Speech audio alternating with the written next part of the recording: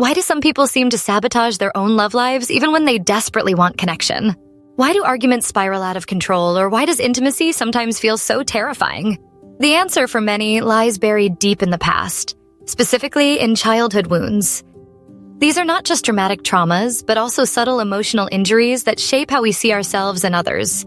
Today, we are going to uncover why your childhood wounds might be sabotaging your love life, how to spot the signs, and what you can do to break free from these invisible chains. Get ready to see your relationships in a whole new light. Childhood wounds are not always obvious. Sometimes they are the result of big traumatic events like divorce, neglect, or abuse. But more often, they are the result of smaller, repeated experiences, like not feeling heard, being criticized, or having your feelings dismissed. Over time, these experiences can create deep emotional scars.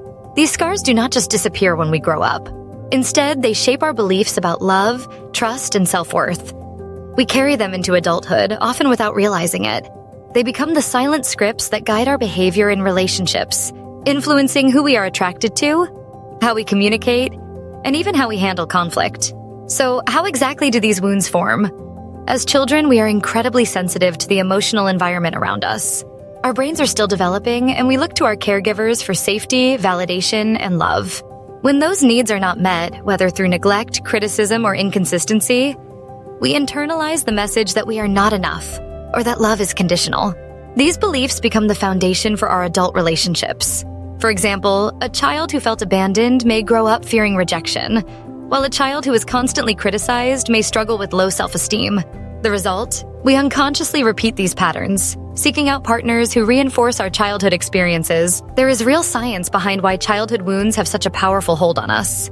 Our brains are wired to seek familiarity, even if that familiarity is painful.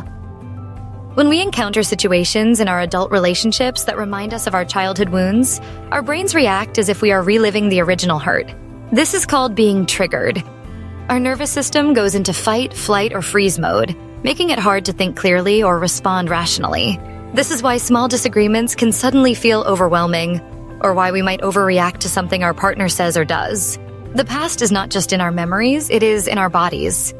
These childhood wounds show up in adult relationships in predictable patterns. Some people become people pleasers, always putting their partner's needs first and neglecting their own.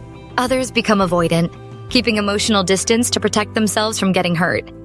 Some may become overly controlling, trying to manage every detail to avoid feeling powerless.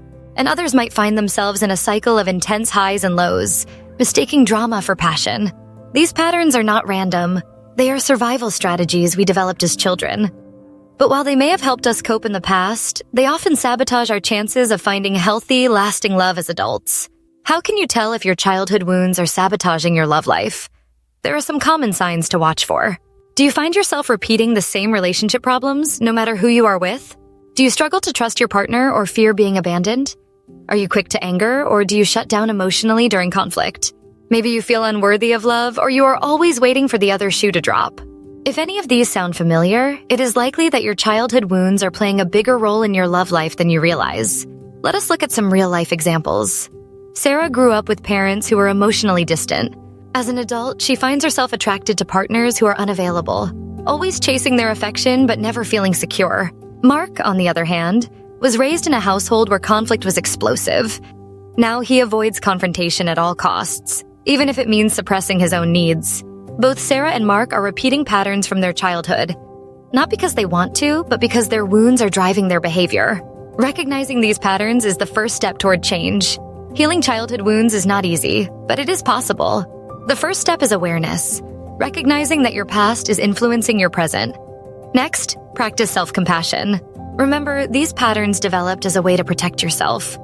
Therapy can be incredibly helpful, especially approaches like inner child work or trauma-informed counseling. Journaling, meditation, and mindfulness can also help you process old emotions and create new, healthier patterns. Most importantly, be patient with yourself. Healing is a journey, not a destination. Every step you take brings you closer to the love and connection you deserve. Self-awareness is the key to breaking free from the grip of childhood wounds. When you start to notice your triggers, your patterns, and your emotional responses, as to say, you gain the power to choose a different path. You can communicate more openly, set healthier boundaries, and build relationships based on trust and mutual respect.